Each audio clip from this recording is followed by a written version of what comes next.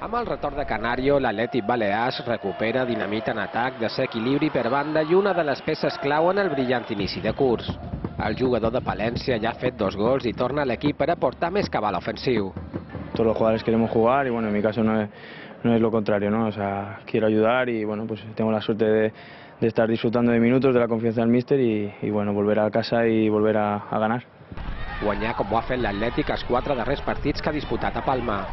Unes victòries que li han permès situar-se molt a prop del líder, ser el segon equip que més gols suma del campionat i seguir apilant punts abans d'acabar l'any.